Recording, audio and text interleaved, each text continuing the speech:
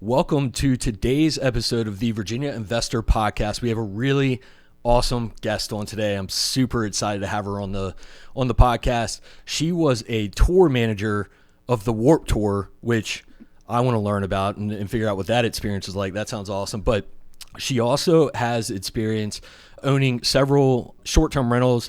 She worked at the Airbnb's global headquarters. She's onboarded over 1,300 new hosts as an Airbnb Superhost Ambassador, and she's facilitated over 200 webinars for Airbnb and their Entrepreneurship Academy. She brings hosts together in person and for online events on a regular basis, and she has a wealth of knowledge of short-term rentals, hosting through Airbnb, and hopefully, if we're lucky, we'll even get a little inside look on the Airbnb global headquarters and what that experience was like. Katelyn Almeda, welcome to the podcast. Thank you so much for having me. It's great to be here. I am fired up to learn more about your story. I think it's going to be a lot about short-term rentals and learning as a host what we can do better, or what, things we should focus on or not focus on, or things like that. Or for people who might want to get started, like some advice that you might give them and things. But first, I want to learn about the Warped Tour. Sure. Tell me about what kind of led you to that experience, like a little bit about your background, maybe leading up to that. Sure. And then what led you to that experience, because it just sounds awesome. Oh my gosh, it was. So I started booking shows when I was 18 years old in Virginia Beach, where I grew up. And I just really fell in love with the alternative scene there. I remember going to my first Warped Tour. I was 13 years old, and I was like, oh my God, this is amazing. These are my people. I need to be a part of this. And so when I was in college, a friend of mine had a clothing company and was going on Warped Tour, and he asked me to represent them. So that was my very first Warped Tour job. And then after that, I became a tour manager for a nonprofit organization that was a sponsor of the tour. So yeah, that was my summer gig in college, which was like the best job insane. ever. Right. So it was like summer camp for music nerds, essentially, that I was getting paid to be on. And we were on a tour bus, and that's awesome. And you went all over the nation? Yeah, and Canada. Yeah. Oh, that's awesome. It was great. That's such a cool experience. Where did you go to college? I went to Christopher Newport University, cool. Newport News. Yeah. Awesome. And so was that later on in your college experience, or was that early on? It was every summer when I was in college. Every summer you did that? Yeah. So for 4 summers, I went on the Warped Tour. And awesome. Yeah, it was great. Cool. You're riding around in a bus. Where were you staying on this tour? Like, did you guys stop and stay in hotels and things like that? No, we stayed on the bus. I had my own bunk. Okay. And when I was with the nonprofit, it was actually an artist's bus, because it was just me running this nonprofit, and I had volunteers that I'd set up for every city, but it was really just me. So the nonprofit bought a spot on the bus for me. So I was hanging out with a bunch of rock stars, and that's incredible. Yeah. So when you got out of college, were you still planning on doing things in that world, like in that kind of the concert or venue or event scene? Yes. So I did one more Warped Tour after I graduated, and then I got a job with a social marketing agency. But my job was being a brand manager for this awesome brand here in Richmond, where I got to book shows and sponsor shows. So I wasn't touring anymore, but I was still heavily involved in that music scene. And we worked really closely with a lot of the bands and influencers in that scene, but just all kind of based here in Richmond, and a few shows in Nova and Virginia Beach as well. That's pretty cool. That's awesome. Yeah. Along what timeline did you discover Airbnb and short-term rentals, and how did that happen? Yeah. So in 2014, a friend of mine came over to my apartment in Carytown and made a comment that my apartment looked like an Airbnb. And I said, "What is that?" And he explained it to me. It seemed like a pretty cool concept. So I decided to book some stays as a traveler. And I booked this little road trip for me and my sister. I called it the Sis Tour of the East Coast. And we stayed at a bunch of private room Airbnbs. And after meeting with those hosts and learning about their stories and their experiences, I was so inspired and really just motivated to give hosting a go on my own. So in 2015, I got up the courage to speak with a loan officer and a real estate agent and purchase my first home in Churchill. Awesome. And my very first listing was just a private room in that house. So I lived there. It was my primary residence. What do you think drew you to Airbnb? Like, how did you get hooked so quick? What about it really like fired you up? The hosts. Just like the people themselves? Yeah, like they were just so amazing and hospitable and kind. And like I said, we stayed in private rooms. I didn't have a lot of money at that time, but like they would make us breakfast in the morning. Our very first host ever, her name was Brenda, and we stayed in a private room on her floating house boat. And she like felt like a long lost aunt. My sister and I were joking about that. We stayed up that night listening to her stories of travel and adventure, and she, you know, popped open champagne when we arrived, and in the morning she got like warm blankets out of the dryer for us to bring us up to watch the sunrise from the rooftop deck of the boat. And I was just like, oh my God, like this is a thing. Insane. Like I had just stayed in hotels, nothing wrong with hotels, but I was so used to that experience. And so seeing that along with all of the other stays during that road trip, I was like, oh my God, this is so cool. And these are just like normal people. These aren't people that are running hotels. Like they just have a private room in their house that they're sharing to make ends meet. And they're just amazing human beings, and they just spoke so highly of the platform and the people that they were meeting through it. One guy was an engineer and had just quit his job. He was doing that for 10 years, and he quit his job to be a full-time Airbnb host. And like he was buying houses in Savannah, Georgia, and renovating them, and then doing like private rooms in those houses. And I was like, that's so cool. He was like, yeah, it's the best decision I've ever made. Like, I'm so happy now. And he was like, I have friends all over the world because of this. It's so fulfilling. And I'm an extrovert. Like, I'm definitely a people person. And so I was like, yeah, that sounds right up my alley. Like, I remember talking with my sister after that road trip, and I was like, I think this is actually my calling. Like, that's I need to do this. That's cool. It's interesting how like a little comment like that spurred, basically like redirected a portion of the course of your life. I've had like similar things happen where it's just so strange, where people will either make a comment or a suggestion, and it's like you run with it and it changes the course of your life if you're listening to these opportunities. And it's almost like unlocking some weird, or not weird, but like some untapped, inaccessible experience that you wouldn't be able to get. And because, you know, most of the time it's motels or hotels, and that's where you stay, right? Or on a bus or whatever. But it's now you get to take part in other people's lives and where they live in their homes, and like what neighborhoods they live in and stuff that may be away from hotels or motels or whatever.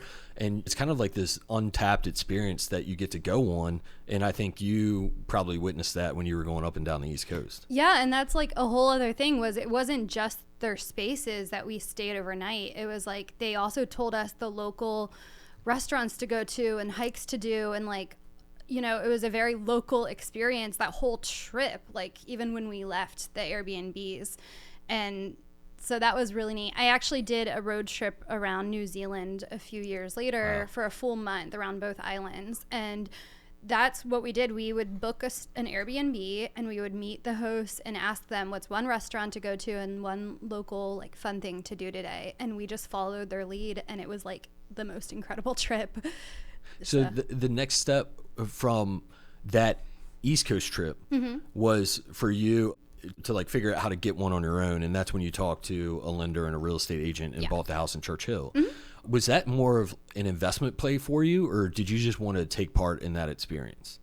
It wasn't really much of an investment play. Like I wanted to own a house. I wanted to live in a house that I owned. Like I wanted a primary residence that I could live in, but I had this extra room, and I was like, I'm going to make this into a traveler's suite. And so it just very naturally happened in that space. And actually my first guests ever here in Richmond were from that big bike race that happened in 2015. Yeah. I think that was the first for a lot of hosts in this area, because there was such a demand for places to stay for that race. That was a big event. Like hundreds of thousands of people came into Richmond. I think it was the biggest event to ever come to Richmond. It was huge. Wild.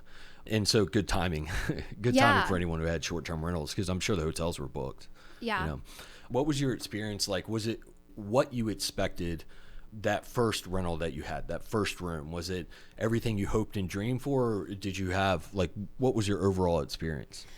It went better than I thought. Like, I was nervous. I had never been in hospitality really before, and I just wanted to make sure I was doing everything right. But the feedback that I was getting and the reviews and everything were just phenomenal. And I was like, I feel like I'm onto something. Like, I really enjoy doing this. I love creating these warm and welcoming spaces for people. And I love having the world come to my doorstep and just having these conversations with all these different people that I wouldn't have really met, outside of that. And yeah, so I fell in love with hosting very quickly. And then you jumped in, like I guess before you got into managing and all that stuff, you had this rental, right? Yeah. Like, you weren't managing rentals at this time, right? Mm-mm. What was the escalation from there? So you had this rental, you clearly had a good experience. You're like, I want to get deeper into this community or add more value back to this community. How did you get more involved? What was your next step that you took? Yeah, that's exactly what happened. I wanted to do this all the time. So about a year and a half later, I actually packed my bags and moved to San Diego, California. And I very specifically chose the exact neighborhood that I moved to because it would be great for short-term rentals and also just an incredible community to live in. Like, I found a place 2 blocks from the beach, this whole community of little surf shacks, and I ended up running the whole thing and living in one of them. And then just through word of mouth, I got connected with other property owners and ended up managing 10 different properties, unique properties in San Diego. So like yachts and floating houses and the surf shacks. And at that point, I had to quit my job because I was getting so busy with my co-hosting business. Did you own any out there as well? Or were you just managing other people's short terms? Yeah, I was just managing for others. I did not have money to own beach property in San Diego. Yeah. So I was doing co-hosting and rental arbitrage at that point. Awesome. Tell us a little bit about the unique properties that you were managing out there, because that sounds awesome. Yeah, it was so cool. So I had these adorable little surf shacks. I can send you photos of all of these, but they were really, really cool. And there were 5 of them. And then I had 2 yachts right in basically downtown San Diego, and then a floating house, like a 2-story floating house that was really cool and unique and like just neat because that's how I got started. Like, as a traveler, the first place I stayed at was a floating house, so it was like a very full circle moment. Right. And then I had a luxury property in Del Mar that I co-hosted for. And yeah, just there's a lot of these like little clusters of like tiny little cottages right by the beach. I lived in a neighborhood called Ocean Beach. It's super cool. And so that was easy to find. Like, I basically found this one house on Craigslist and I applied to actually live there, and she let me rent out a private room in that house. So that, like, when I first got to San Diego, that's how I got started. And then the other cottages in that lot started to become available, and so I like slowly That's awesome. kept taking them until I had the whole property that I was managing. Are those yachts, did they go out? Did they leave the dock like when guests were on them, or were they floating? The guests could enjoy like being on the yacht while it was docked? They were all docked. Okay, that's what I figured. Yeah, and then, so they stayed. That's awesome. The amount of creativity that you can have with these things is unbelievable. Like, there are some investors I know that have tree houses and that have, like yurts and stuff like that. And there's so many different things, like different variations of like teepees and stuff like that. Yeah. Lots of like glamping type stuff. But what did you learn about those unique, from the investment side of things? What did you learn as an operator about those unique properties, I guess I'll call them, or short-term rentals, I should say? What did you learn as far as like, what were some of the headaches that a host might face having those really creative, like floating houses or yachts or the surf shacks? What kind of stuff did you run into as an operator? Yeah, well, first off, they do very, very well on Airbnb. People love those unique stays and will definitely pay top dollar to experience something like that, especially in San Diego. Right. A lot of people were there for, a once in a lifetime thing. I think with the yacht specifically and the floating house, the plumbing is a little different. So like that was kind of a challenge and something I had to be really clear about with the guests and in the listing. And we did have, like, there were showers, but there wasn't a ton of water on the boats. So we kind of encouraged the guests to use the facilities at the marina, which were really nice and very luxe and great, but just being like super, super clear about that.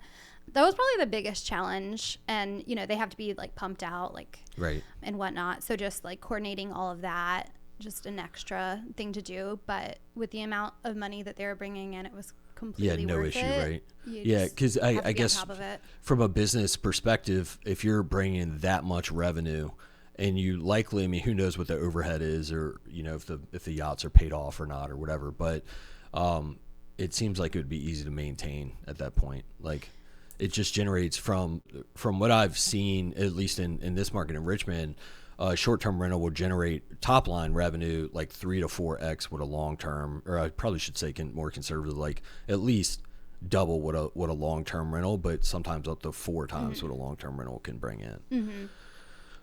So let's talk about Virginia a little bit. So how did the regulations, before I jump to Virginia, what were the regulations like in San Diego? Was it still like just the Wild West, like no real regulation? Yeah. People were still trying to figure it out? Yeah, it was. I had like transient occupancy tax certificates. That's really all that there was at that point.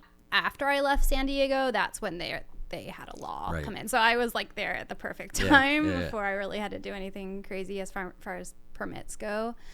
But they definitely stepped in. Yeah, and I know it took Richmond a while too. Like, there was a lot going on in Richmond, and then finally, like, there started to be a lot of talks about permitting and things like that. How do you look at, I guess it's probably hard to compare because it's different timelines, but what brought you back to Richmond, and how long was that? Like, what timeline was that? Yeah. So I was in San Diego, 2016 to 2019. Then I moved up to San Francisco for just a year. Yep. And then COVID happened. Got it. Okay. And the whole world canceled their Airbnbs within a week. Right. Yep. And unfortunately, the company just had to make some very fast decisions, and my entire team got let go. We just weren't completely necessary for the company at large to keep going. So I was like, I can't afford this rent in San Francisco. And also, you know, at that time, no one knew what was going on. I'm like, oh my gosh, I should go home to be with my family, you know? Like, it was kind of scary to be on the opposite side of the country while that was going on. So yeah, I moved back to Richmond in May 2020. Do you think you would still be in California just partying and doing short-term rentals if it weren't for COVID? I would have been there longer, for sure. I always wanted to come back to Virginia. Like, this is my home. This is where I always wanted to end up. But I did think I was going to be in San Francisco for a little bit longer than that. But it's okay. Like, there were a lot of silver linings that happened after that. Right. And Richmond is an awesome place to be. Yes. So, yeah. I'm obsessed with Richmond. Yeah, me too. I wasn't always, but I am now for sure. So tell us about Airbnb headquarters. Are there any insights that you can share with hosts or people interested in short-term rentals that might be interesting to hear? It's the coolest place ever. It felt like going into Disneyland every day. I just remember going through those doors and being like, Katelyn, just soak it all in. Just to learn as much as you can, enjoy it all. It's an incredible building. Like, if anyone has the chance to go there and do a tour, please do, because it's very unique. It's like one of those Google kind of, workplaces. What was really cool to me as like a design nerd was every room, every meeting room and conference room, they're all designed after a different Airbnb space around the world. So you see like the picture before you go into the room of like what it was kind of modeled after. And a lot of times those hosts will like send little trinkets and stuff to help decorate the room. So it's basically like the same kind of, it looks the exact same as like the room in the actual Airbnb, and they're from all over the world. And same with the food. So we got breakfast, lunch, and dinner and all the snacks, but for the meals, they were all based off of different hosts and like different places in the world. It was always different. That blew my mind because the chefs there were so good at making so many different types of food. I definitely gained some weight there. That was a thing, like freshman 15, but like the Airbnb 15, because you just want to eat everything because it's all so good. So, yeah.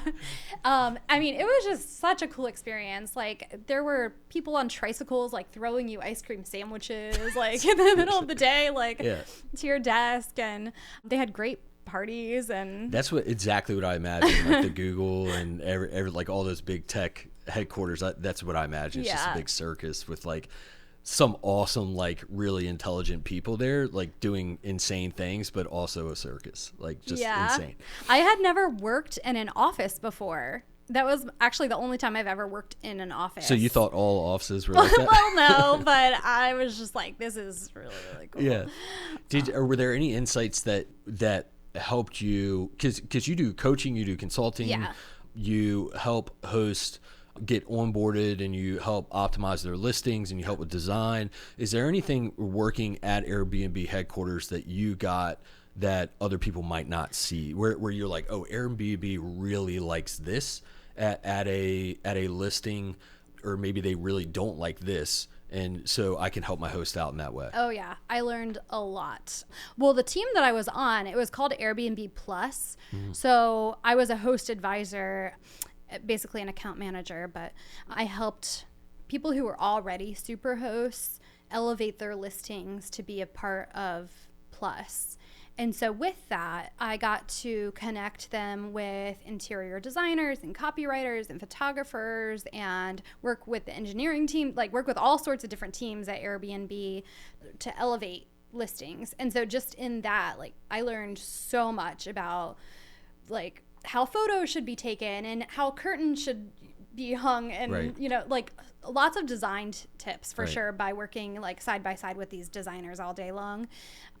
And just different like words that people like to see in the listings and in the titles. And like that's always been my thing, is marketing and design. So that's what I really focused in on. But there are a lot of little nuggets of information that I learned. Yeah, because I figured like they're steering you a certain, like they're training you to help optimize these hosts, like the listings, right? Yeah. And that's clearly what Airbnb wants to see. Yes. And if they see these things, they're probably, I would guess, I'm sure that like your listing would get viewed more often.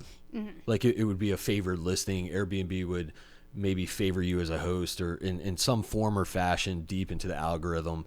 I would assume if you get these nuggets and you try to help hosts do this, that's making Airbnb happy, which is going to help their listing.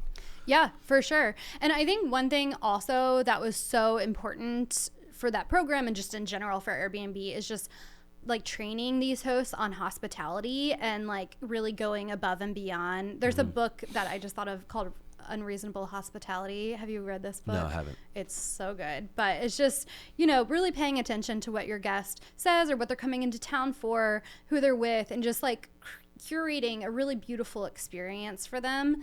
And if you can, like personalizing it or adding those little touches. Like I worked with this one host in San Francisco that had a plum tree in her backyard. So she would make little cans of like plum jam and had her little listings like logo on a sticker on it. Awesome. Just little things like that they love to see. I mean, of course, like those are the things that the guests see when they walk in, and it's just like, oh wow, like that's really sweet, you know, and it leads to a great review, which then leads to higher up in the search algorithm and more bookings over time.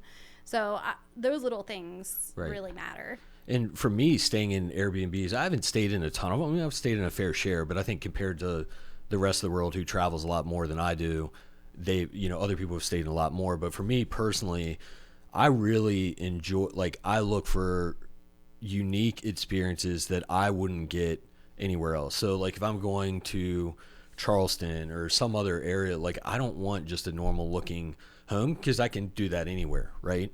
And I don't want something that looks like a hotel, because I can do that anywhere, right? And so I look for unique features and look for something that stands out, but it doesn't have to be anything grand or crazy. And so I want to show up and feel like I'm in some different world for a couple of days that I get to experience, and just get this awesome feeling that it's just something new and something fresh. And then I can go back to my normal life after that. And so I think those small items, obviously like having a really cool property helps, But the small touches and small items and the hospitality behind it, I think goes a long way. Yeah, for sure. And even if you do have an apartment or like a row house like mine in Richmond, where there's like a billion other row houses that look like that from the exterior, you can still create a really beautiful experience with the way that you design the interior and the amenities that you have in there. Like, something I like to always have is a record player, and they're not even that expensive, but people love them, and they have Bluetooth, and they always like comment, and sometimes people like leave records there and stuff, and That's awesome. just those little moments. It's interesting what guests will leave behind. Like, we have a bookshelf with books. Yeah. And like the type of books that just get left behind, I guess, for other people to read. Sometimes they have notes in them and stuff like that. It's just really interesting. Oh my gosh. I have so many stories like that. Like, that is such a thing. Especially in my spaces in San Diego, like, I had this little space where I just put a couple little gemstones, and I noticed that people just kept adding gemstones. Like, within a year, this little plate was like full of gemstones. Right.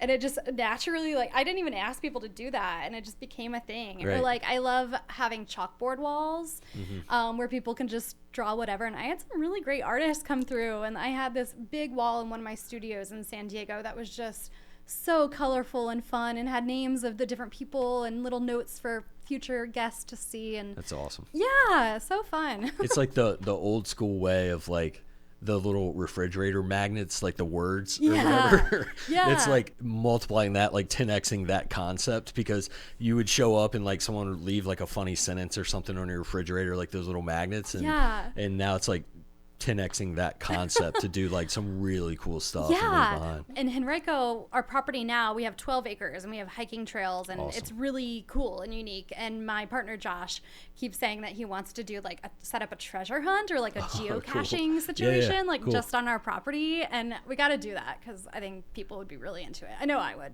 That would be awesome. Yeah. Just leave like a little hint, it's just like a little activity they need to take up an hour or two in between events or whatever they're doing there. I think that'd be awesome. So Richmond, what do you think about the Richmond market so like for investors who might want to buy short-term rentals in Richmond, what's your thoughts on the Richmond market? It's not a vacation town, but there's still a need for short-term and mid-term rentals, which is like a whole other conversation. I actually went to this thing called the I Am Tourism training. It's like the Richmond Region Tourism Board. If anyone here like lives in Richmond, I highly suggest taking this. It's a free training, but you learn all about tourism in Richmond, and you also get like 30 free passes to do fun things around here. But one thing that I learned was that sports tourism is huge here. It's like the fastest growing segment of tourism. And as like a concert girly, I wasn't really thinking of sports in that way, and now I am. But there's a lot of folks coming into town, like families coming in for soccer tournaments or baseball, or there's lots of sports things happening around Richmond. Right. So there's definitely a need for those short-term rentals. Now, we can discuss the regulations if you want. They are a little tougher. Like, you can't be in a residential area if you want to rent out a full unit. Right. But you can have, I think, 1/3 of the units in a multifamily building in a non-residential area can get short-term rental permits. Or what I love is it's very friendly for home sharing in Richmond. So if you have a house with an ADU or a guest house or a guest suite or a duplex, you could live in one side of the duplex and rent out the other side as a short-term rental. You could get a permit for that as long as you're living on the lot. There's a lot of that. Like, there's a lot of those English basements and those carriage houses in Richmond that are perfect for that. And that's what you mean, like an ADU, accessory dwelling unit, right? So that would be some other smaller unit on the same lot, on the same property. Yeah. Like, it could be a really glorified shed, right? Essentially, yeah. Like, and now in Richmond, I think actually in Virginia in general, it's legal by right, so long as you have the space for it and it meets certain criteria, to have an ADU on your property, which is super cool. So we're going to be seeing a lot more ADUs pop up in the near future. Yeah, it's a way to, one, provide that unique experience, but two, monetize your property a little bit more if you need to. And then I think with I could be wrong, but like a single family residence, you can Airbnb that, right? But you got to live there's some requirement that you live there a half a year or something like that's your actual residence. So if someone is traveling for 6 months out of the year, they could have a permit and legally rent that, assuming they have the permitting and everything in place. But that is their primary residence where they're probably receiving mail and things like that, right? Exactly. Yeah. You have to just prove that it's your primary residence. So you have to show them different pieces of, mail they're coming, or your driver's license or tax documents that show that that's your primary residence. But yeah, like that's what I did for a little bit with my house in Churchill. It was my primary residence, but I rented it out for half the year. Right. When I wasn't there. Yeah, and we wouldn't necessarily support this, but there's thousands of short-term rentals in Richmond, and there's only a handful of permitted ones, right? Yeah. And so like I certainly wouldn't say like just do it anyway. I would say try to get do it right. I'm a big fan of like, if you're going to do something to make money, treat it like a business, and you got to do it the right way. You got to be able to sleep at night and have the right documents in place. But I think if they can learn how to make money on it, they'll get more lenient on it. I think like if they can learn how to regulate it and keep the density where it needs to be and keep people happy, but also learn how to make money on it, I think they're probably going to end up loosening the restrictions a little bit. Because I know they were thinking about getting rid of the, you have to live here for half the year. Like I think they were really close to getting rid of that at one point. There was a lot of debate about that. I think, and I understand. There's a big community in the fan of some older folks that have been there for a very, very long time, right. And I understand where they're coming from. They're saying that they're losing their community, and like all their neighbors are turning into just short-term rentals. They can't get to know them, and so like I definitely feel for them, and I understand that, and they are also. A lot of them are retired and have the time to come to these hearings and be very vocal about it. So I think that Richmond kind of wanted to make them happy and stuff. But it's interesting. Like every city needs different things. And we have seen, unfortunately, in very big cities like New York, that if you don't have any regulations, it can get really wild. Right. And I'm not blaming, it's not Airbnb's fault, but it can create more unaffordable housing, unfortunately. Right. So I think that's a whole conversation. Yeah, like, it's a tough line to walk, I think, because I look at regulation, like as an investor, no one wants regulation, right? We just want to make money and do our thing, but in real life, you need regulation, right? There needs to be a healthy balance. There absolutely should be regulation in place, in my opinion. And I think there should be some sort of permitting in place, because it could get really dangerous and really nasty if you're letting people into your home with all these things. That's maybe the home it's not up to code. There's all these, health and safety, like you're letting a third party into your home, and there needs to be some sort of regulation into that. I think. Yeah. One thing that I would love to see and maybe be a part of one day is having a training for new hosts. Like a lot of these people that put their spaces on Airbnb haven't been in the hospitality industry before. They've never done something like this. And so having like a training that new hosts have to complete in order to get their permit, like just a hospitality and safety training, I think could be so, so valuable. There's a few cities that do this, and I think it's going to become more popular, but what I have noticed a lot is cities do make a lot of money from the transient occupancy taxes. I want to say Richmond's is like 7%. I think Henrico's 8%, so maybe Richmond's 8 as well. It's a pretty big chunk. So they are making a lot of money off of that. Right. And what I've noticed, not just with Richmond, with a lot of other cities, is that a lot of that money does go to enforcement or who knows what else. Like, I actually don't know where the money goes in a lot of these situations, but I think there's such an opportunity to put a little bit of that back into like creating training hosts and creating they're essentially ambassadors of the city, like they are telling people where to go to these local businesses. They're helping the city thrive. And so like investing in them seems like a no-brainer to me, and I hope that we start to see more cities like take advantage of that community. And you essentially do that. You just aren't doing it on behalf of the city, right? And so, because you have all kinds of experience onboarding hosts and helping them be successful and do things the right way, and you could probably sprinkle in some like aspect of like health and safety into that onboarding as well. Oh yeah. Yeah, it would be interesting to see if the city adopts anything like that. I know they want to do like rental inspections and all these. They have all these different programs, but I do think the short-term to mid-term rental aspect is somewhat overlooked. Yeah, I think it is overlooked, and it's just such a valuable part of the community that could really be taken advantage of more, like, you know, in collaboration with the city or at the tourism boards. If you had an investor come to you and say, where should I want to buy 3 or 4 short-term rentals, what would you tell them? Like, and let's think about like the state of Virginia. Would you recommend Richmond? Would you recommend the beach? Would you recommend like Virginia Beach area, the mountains? Like, what are your thoughts on that? I'd probably recommend the mountains first. Those just tend to do really well. There's not a ton of regulation out there yet. And Virginia Beach, I really want to have a place in Virginia Beach personally. I will one day. That's where I grew up. But the regulations there are extremely hard to get around. Like, they're just very tough regulations in Virginia Beach. I think they are very tight with the hotels, the mini hotels down there. So it's just kind of hard to get a permit. But if you can, you know, there are some gyms that you can find. And so, and you can make a lot of money, definitely, down there at the oceanfront. Richmond's great as long as you know, familiarize yourself with those laws and find a place that's in a business district, you know, like a multifamily, if you're able to do that. Where else? I was going to say Smith Mountain Lake, but I feel like they have some new regulations that are kind of tough. Nova is a good place too. Yeah. And I would assume also for midterm rentals as well, Nova.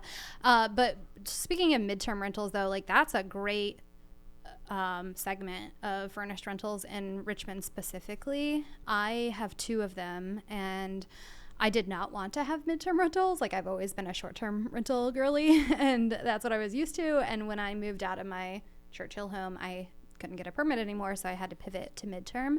And I've been very pleasantly surprised at how much demand there is for that, specifically in Richmond. Like, there's a lot of people moving here from New York, from DC. It's just the cost of living's less here in Richmond, and sometimes they want to purchase a house, but they want to get to know the neighborhoods first and take their time and, you know, find a furnished rental for like 2 or 3 months for their family. There's a lot of healthcare professionals. We have all these great hospitals around here. So folks coming in with contracts for like 3 months, traveling nurses. Right.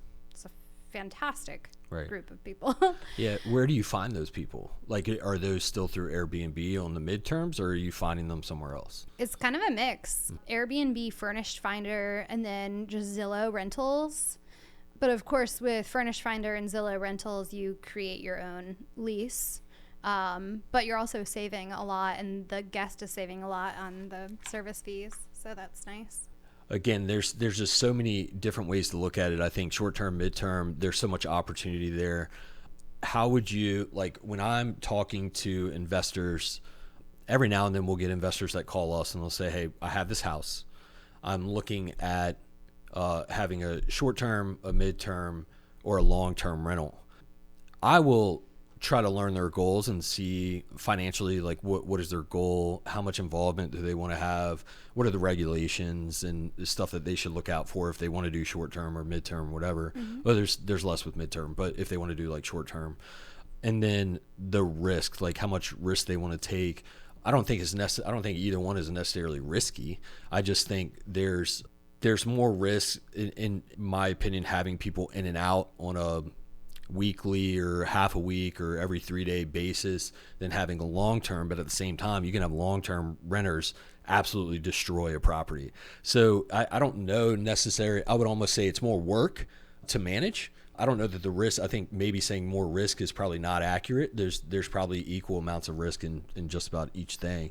What would you say to like someone trying to compare the 3? What perspective do you have on it, and what would you say to those people? Yeah, I would pretty much do exactly what you did. Like, I would ask them what their goals are.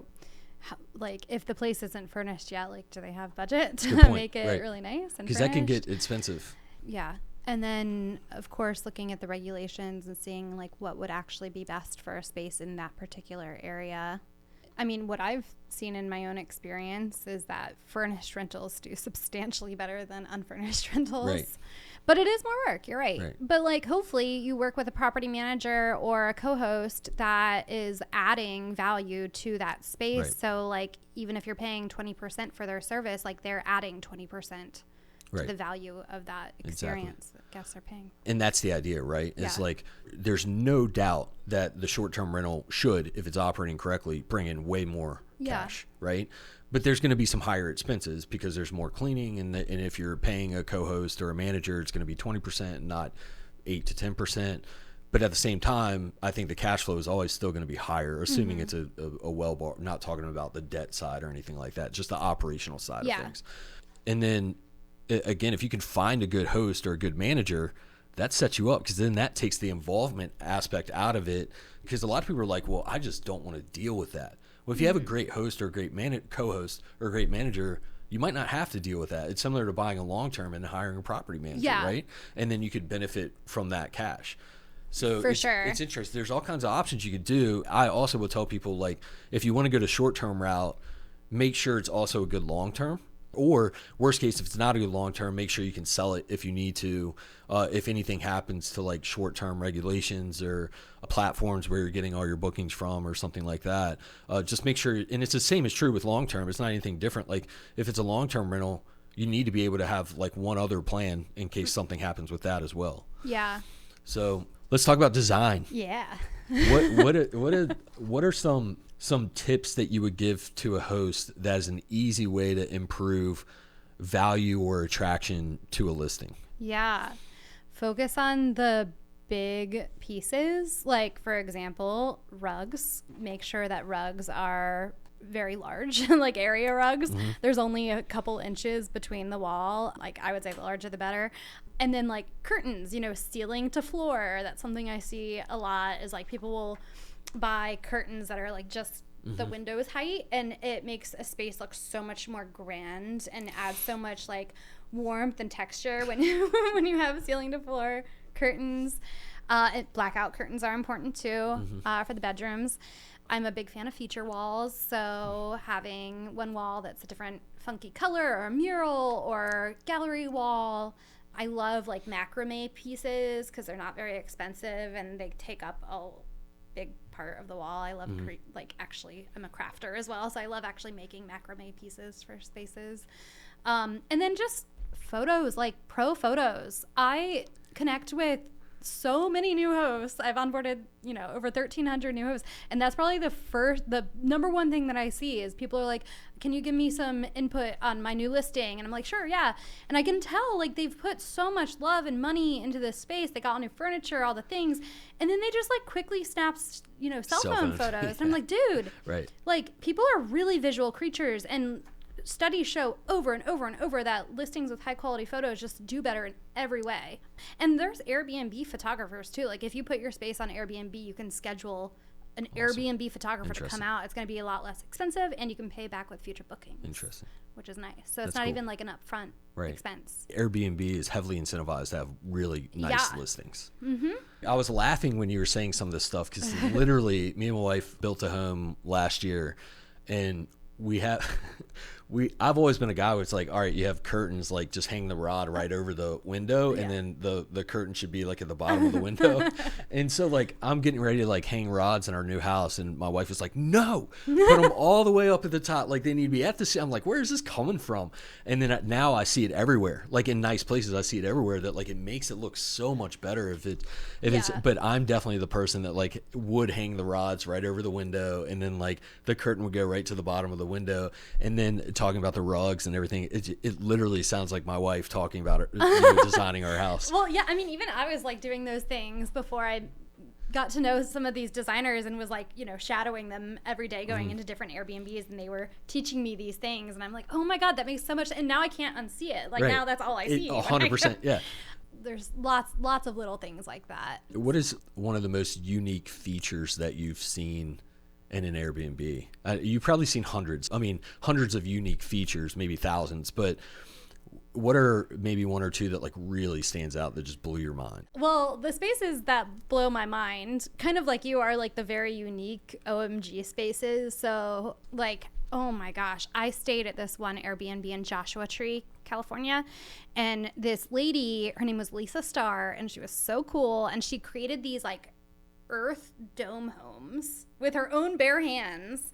And so she had like 2 little guest suite domes, and then she had her castle dome with like multiple domes on it. And they were bright yellow, so like against the blue sky. It was a piece of art, like so cool. And she created a whole like bath or like a pool area and had hammocks, and the stars in Joshua Tree are just like incredible at night. So that's very unique and probably something that you can do in Richmond City. But those are the ones that like come to my mind first, the weird ones like the UFO and the crazy tree houses. And I onboarded a castle in Vermont that was really neat. Oh, and this glass house in Hawaii that's completely glass on the outside, and super cool. But I'm thinking of like things in like a regular space that you could add to it to have like a wow factor. I think people really like living walls, even if it's faux. Like faux plants they make a difference. Like plants in general, people, whether they realize it or not, are very attracted to greenery. I always make sure that I have a big plant in the first photo of every one of my listings. Awesome. As well as water. So if you have a pool or a hot tub, like try using that as the first photo, like looking at the pool. Swings. Like, I love a good swing, or like a feature wall, that like an Instagram wall, if you will. That's a big thing. Like the Taylor Swift wings. Yeah, totally. That's the only one People I know. People love that kind of stuff. Yeah. I mean, that's definitely like short-term rentals are more design heavy and focused, because you're right. Like people are only staying there for a night or two, so they want something different than their typical. Whereas like midterm rentals are very different in that way, because design isn't as important. Like comfort is more important. Right. But I had a big fish tank in one of my cottages in San Diego with like lots of colorful fish, and people really like that. That's awesome. Yeah, that's cool. I could just imagine all the things you've seen, because like I've watched TV shows of just unique Airbnbs or short terms, and there are some incredible things around the world that people build. I think one cool one was like a mirrored house out in the desert or something. Yeah, that's and it was, in Joshua Tree. Yeah, that's I thought it was, but yeah. Josh actually stayed there. Yeah, that's insane. Yeah. Yeah, there's actually a replica of that mirror house at Airbnb's headquarters. This whole like hallway that has all these different replicas of like really unique spaces from around the world, and that's one of them. Super cool. That's awesome. Yeah. What are a design mistake that people make, that you see hosts make, that you would recommend against? Like, is there a common design mistake that people will do, and you're like, hey, we gotta, let's cut that out? I mean, I just thought of, have you ever seen that SNL skit with the Airbnb designers? I have not. Oh God, you gotta watch it. It's really funny. But that pretty much sums up my thoughts. But okay. So I'm trying to think. Like one thing, and I used to do this, but people for some reason hang artwork way too high on walls sometimes. Like it really should be eye level. About eye level. Like these are good. Yeah. All right. Yeah. And when they are taking their own photos, not really design, but like marketing, when they're taking their own photos, they're just so dark and not well lit. Like the brighter ones show up better. They're going to pop better in search results. Oh, one thing, well, there's a debate on this, but I prefer white linens and towels. And studies do show that people like that kind of hotel, like crisp white. You can add pops of color with your throw pillows and throw blankets, but I see a lot of new hosts have like crazy designs on the duvets and everything, and like black and white stripes and stuff, and I'm like, that looks cool right now because no one's used it yet, but you're going to start to wash these every other day, and it's going to look like not good in a few weeks. It's best, in my opinion, to just stick with solid white everything. I actually think it's easier to keep clean. I throw an oxy pod into each wash load, and that helps them keep like very bright white. I think there's also some, it looks good. I mean, the all white looks good, but I think there's also some psychology to it where like, it's clean.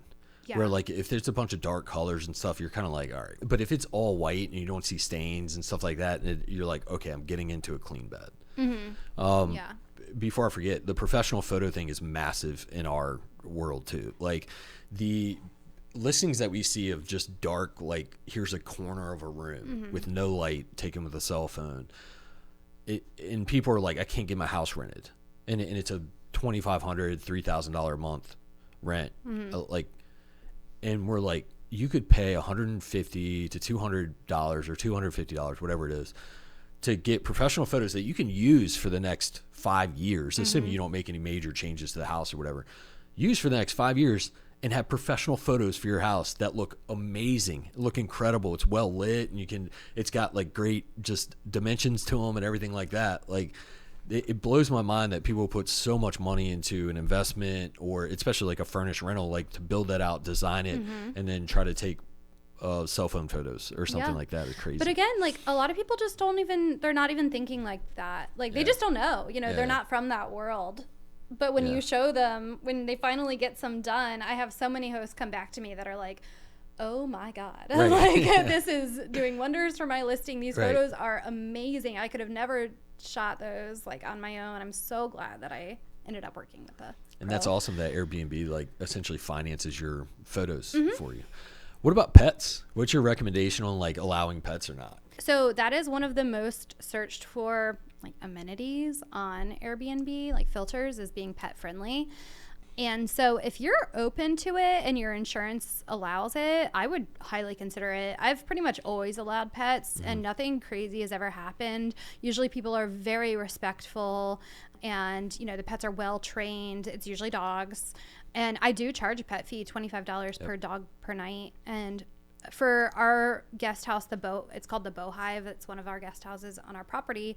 We actually very much market towards people with pets. Like that is our guest avatar, is like road trippers with pets. And pretty much every single person that comes through brings at least one dog, and they love it. We have the dog bed and the little dog bowls, and we write the dog's name on the welcome sign and have little treats. Like we actually go all out for that, and people so appreciate that. And I feel like we wouldn't get as many bookings if we didn't. But also, like, think about your property. Think about what you're comfortable with. Like, for my Church Hill home, it was built 125 years ago. And, like, the floors upstairs are the original hardwood floors. So I'm a little bit more, like, ooh, I don't really want dogs with their, to scratch up the floors. So I allow cats in that one. But that's a good consideration for us in the long-term world. There's some statistic between, I think it's like 65 to 70% rental market has pets. Yeah. Right. And so if you say no pets, you're eliminating that piece of the market. We manage over 1,000 rentals. And so we will see issues with pets from time to time.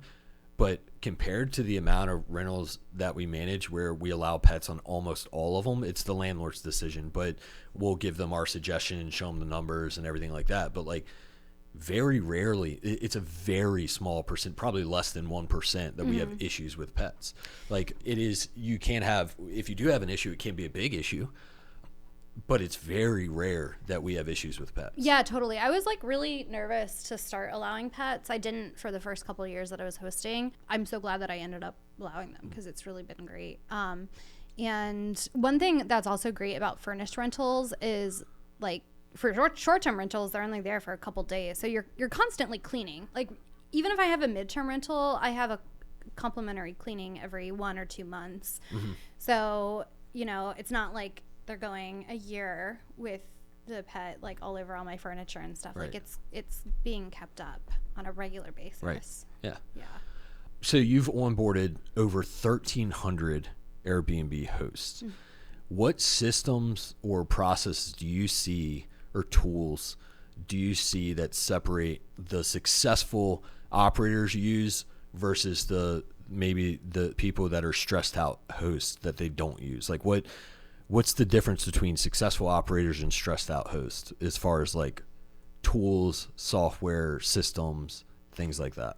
So are you talking about like pro hosts that have multiple listings? Yeah, I would say like what allows people to be successful as a host? What tools do they have at their fingertips they can use? So if you only have 1 or 2 units, to be completely honest, you don't really need anything. The only third-party tool that I use outside of Airbnb is Turno. to automate and manage my cleanings and to find cleaners. They have a whole cleaner marketplace. Turno is the best, because that's the only thing that you can't do directly through Airbnb. Now, if you have like 10 plus properties and you have like a whole tech stack, I mean, you know, having a good direct booking platform, Hospitable, for example, is probably one of the most popular ones.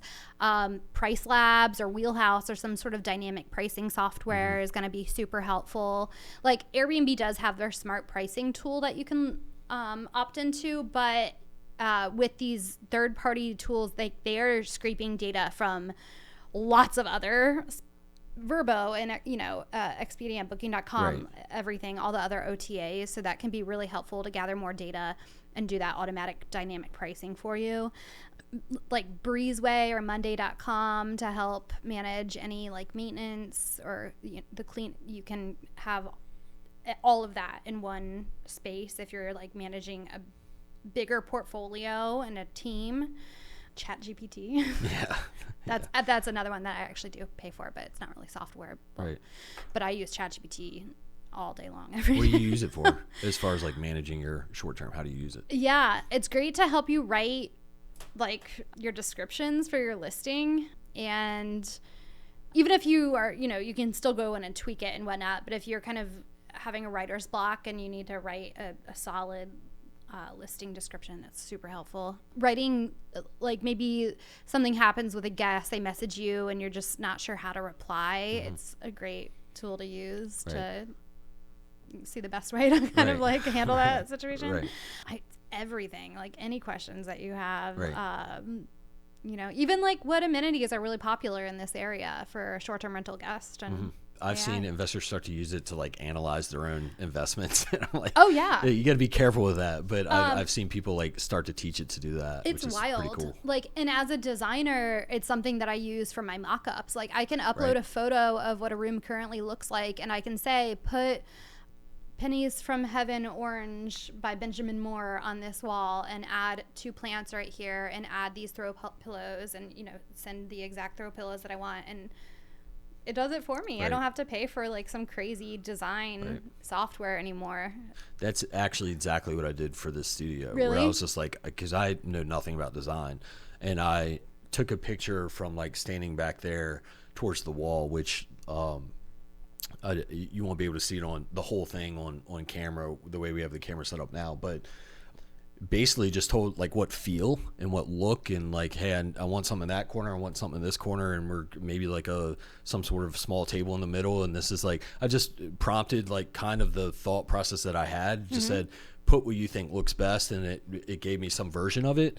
And then I was like, I don't really like that piece, can you swap out that with something else? And eventually like came pretty good, and then I just got online and like bought some furniture. Right. So it was pretty cool how easy it was. And then I think like I was setting up all the furniture, and some of the Peak team would like swing in and be like, man, this looks pretty good. Like, did you do that? And I'm like, yeah, I did. I did it with AI, but I did it. Yeah. It's so helpful. I mean, you can even ask it to like, once you have the picture of what you like, you can say, send me 5 options for a sofa that looks just like that is durable, and whatever you want, and it'll give you those links to go purchase the products. Yeah, that's cool. How many short-term rental units do you think a host can get to before they really need to start getting serious about their software? Like, is it 2 to 3, 3 to 5, and then they really need to start having a tech stack after that, if they are self-managing? I mean, I did 10 without anything, but if I were to do that again, I probably would have had at least like Price Labs and maybe some sort of property management software as well. I would say 10, maybe 8. I mean, it depends on like how big the units are, where are they, are they all short-term, are they mid-term, short-term? Right. Depends on a few things, but I'd say like once you're at 10, like you can use some. And it's a business at that point. Like, you got to start investing in that business to run it well, because at some point operationally it's going to start to break, and your guests are going to feel it. Someone's going to feel it somewhere. Your vendors, your guests, or something is going to feel maybe your cash flow or your occupancy or average days rented or something like that. It's going to break somewhere if you don't invest back into it. Yeah, for sure. Where do you see short-term rentals going in the next 5 to 10 years? I mean, I think they'll always be around. I see them just getting probably even more popular. More mainstream. Yeah. It's crazy what just the past, I mean, Airbnb's only been around since 2008. Not too long, and they've gotten huge already, but it's just so accessible. Like, so many people can do it now. And also, like, this is a whole other conversation, but like Airbnb friendly apartments, or like you can now allow your tenants to home share. Like, that's a thing. I actually fought really hard for that law in Virginia to pass a couple years ago, so that with the permission of the landlord, of course, written permission, the tenant can home share and get a short-term rental permit if they're traveling for work or whatnot. I think that's super cool and will lead to more affordable housing too, or at least, you know, an extra stream of income to help pay the rent.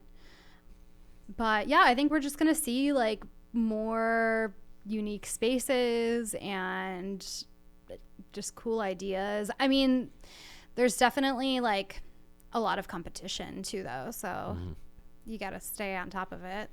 I would like to see the local governments and municipalities get comfortable talking about short-term rentals, and the hosts or the investors, or however you want to look at it, really work closely with the municipalities and figure it out and be like, how can we make this more reasonable? What do you want us to do? What do you not want us to do? And I know there's some loose guidelines already. Like, there's already some stuff in place, but the more we can talk about it, I think the more opportunity it would be. And I think there is some really cool things you can do if they are allowed to become more mainstream, but there also has to be some regulation so it doesn't just get wild. Yeah, right? It's honestly really complicated. Like, every city and county needs something completely different, and you just really have to consider so many different types of people living there, and what they want and what they need. And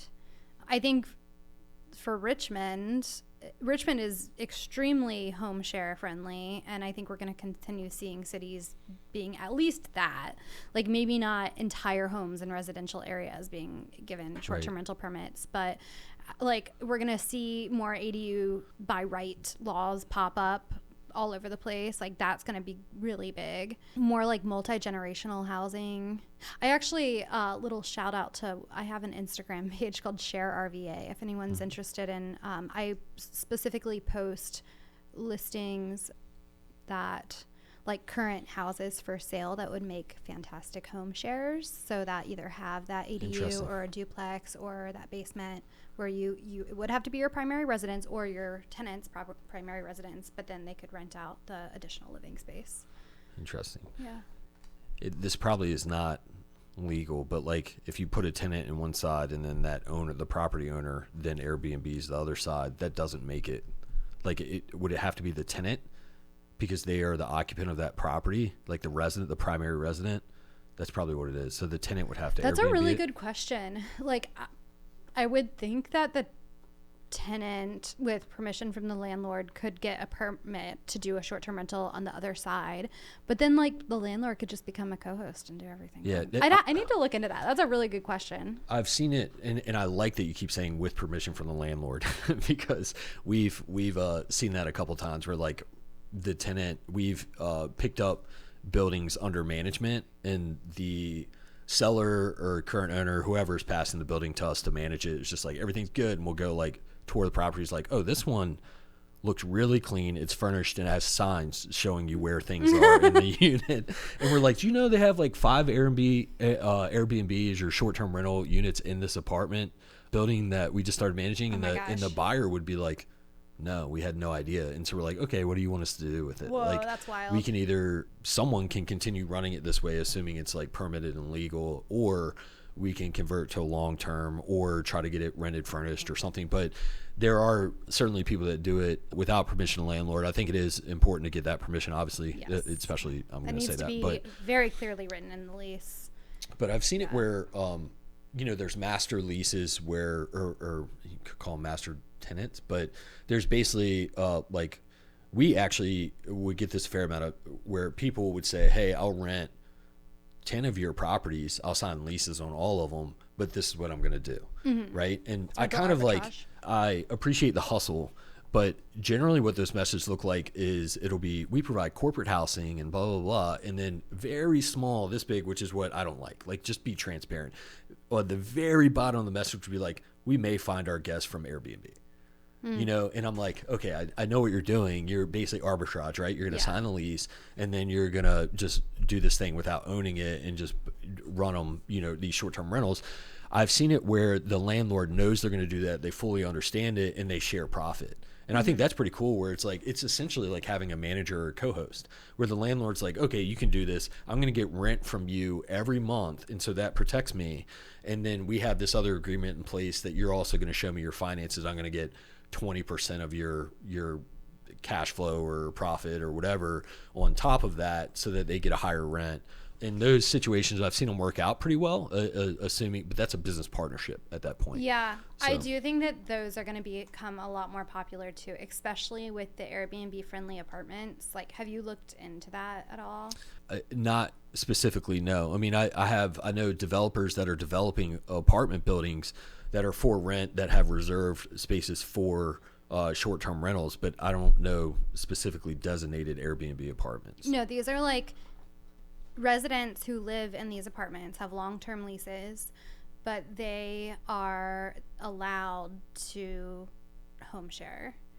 And these are really popular already in places like San Francisco and Miami and more major cities, LA.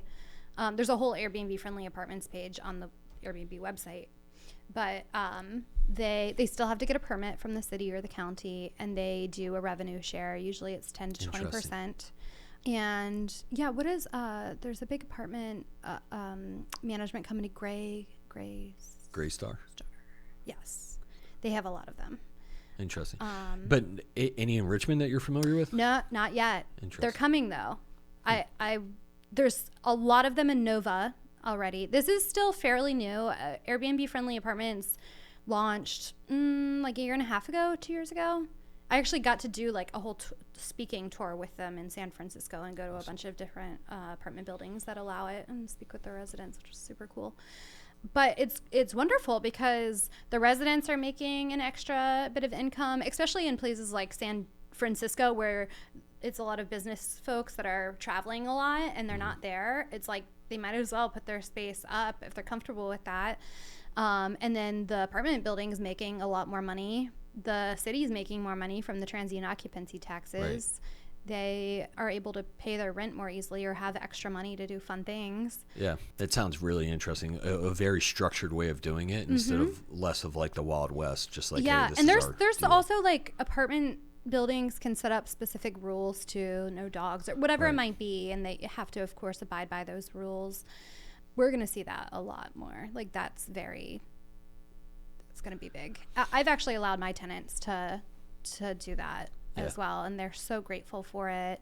And I loved it as a landlord because I knew that they were keeping the place in tip-top shape, and I was, I was a co-host on that listing just to see, as a silent co-host. Right. And they kept my place beautiful, and they were so excited to, like, one of them would go away to Maine for the summers, and so there were 3 months where the primary bedroom was just going to be empty, and so they put it up. And it's so funny, like a year ago I was at Quirk Hotel on the rooftop, and one of my old tenants came up to me and she's like, Katelyn, this is like, it's so cool to see you. Like, I'm with this guy that I met that was an Airbnb guest of ours at Miss Libby, like the house, and we've just stayed in touch, and every time he's in town, like, we get together for a drink and catch up, and like, thank you so much for allowing us to do that. And I was like, that's beautiful. Like, that is what Airbnb is all about, in my opinion, like connecting people like that. So that was a really cool moment. That's awesome.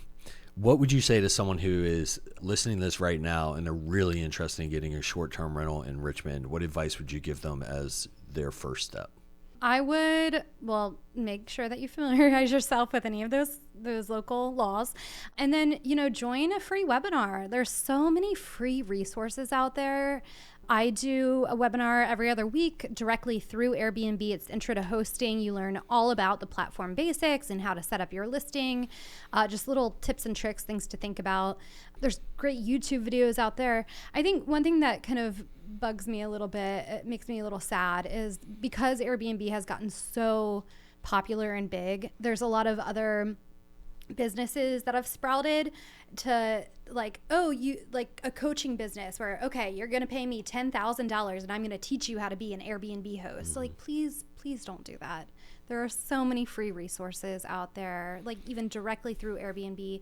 There's the mentoring program that I'm a part of where I get connected with brand new hosts directly through the platform. It's totally free for them, and I'm there with them every step of the way up until their first guest departs. You know, and these are all experienced hosts who have been doing this for a really, really long time. This is something I wish I had as a new host, because like I just kind of dove in. I didn't know anything. Right. And had to just learn as I went. But now that I know all these things and have gone through all these challenges, like I don't want other people to make those same mistakes. So I think it's so cool that they have this program to connect, you know, experienced hosts with the newbies. That's awesome. So take advantage of it. Yeah, that's great. And I often think that people that will pay tens of thousands of dollars to work with a coach or anything like that, and they haven't done any deals yet, there might be a struggle of like just taking action and getting started because there's so many free resources. So it's almost like, to me, it's almost like a crazy way to make an excuse. So it's like, well, now I got to wait for this coach to help me out and stuff like that, when you could just go to this webinars and free resources and all these, go to hostwithkate.com and just talk to other people who are hosting and learn how to take that first step or what they need to look out for and things like that. Yeah. Also, there's Airbnb host clubs all around the world. I'm the community leader for Central Virginia and Coastal Virginia. So I do 1 or 2 events every month. We do a Taco Tuesday, actually one's tonight if you want to come. Awesome. At Banditos. And like, even if you're not a host yet, like maybe you have a friend that's a host that can bring you along, you can just meet with other hosts and pick their brains. And every Taco Tuesday, we have like a specific topic that we have a discussion about or a presentation. Today is actually midterm rentals, so we have a whole presentation on that, and then I'm going to do a Q&A with her. But it's just such a great way to like meet the community and learn from other hosts.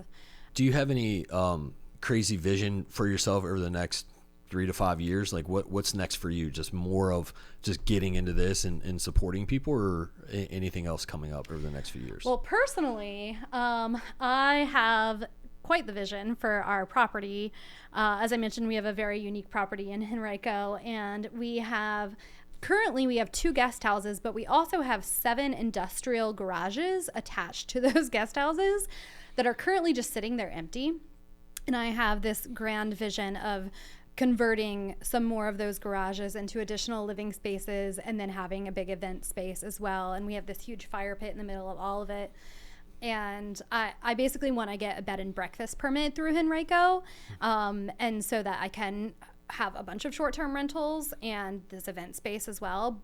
But I essentially want to rent them out to like one group at a time, like wedding parties coming into town. For like Lewis Ginter is right across the street from us, super close. And there's no like cool boutique hotel stays around there. Like this would be very much a nature retreat, and it's totally private. I could go on and on, but that's my vision for my own self and like a project that I really want to do in the next 5 years. It's been so fun already just converting those first 2 guest houses, and now I'm like, all right, let's keep going. And then as far as like mentoring hosts, I want to continue doing that like on a bigger scale somehow. I don't know how I'm going to do this, but I want to try to manifest this. I would love to work with cities and counties to educate hosts when there are massive events coming into town. So like FIFA next year, like all those cities are going to have a huge influx of tourists during those matches. The Olympics in LA, like that's going to be massive, like absolutely huge. And there's going to be a really big need for more furnished rentals during that time. So I would love to like somehow collaborate with cities to have like meetups or, you know, big events or even just webinars to help educate people on like how to do this the right way, and hopefully turn them into like hosts that continue doing this over the long run. Right.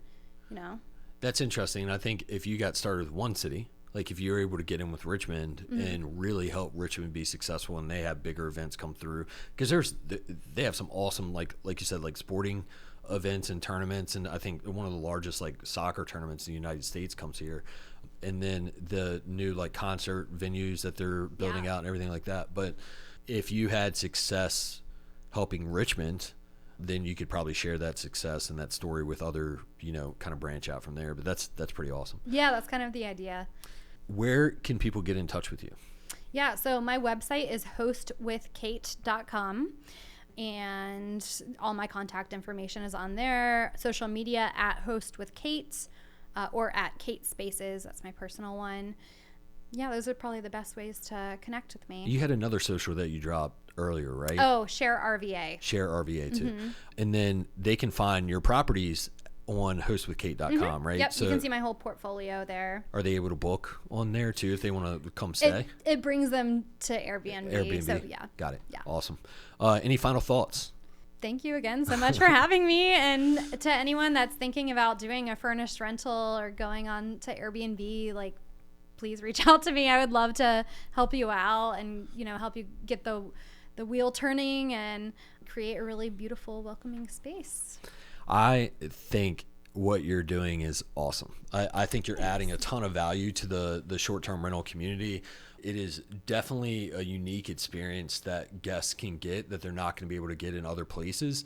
When you can bring your family to those cool places and they can see things that they wouldn't normally see or experience things they wouldn't normally experience, it's awesome. It could be life-changing, right? And so I appreciate the work that you're doing, wanting to kind of bring together different communities to try to figure out how to make this more mainstream and more easily accessible with the right regulations in place and things like that.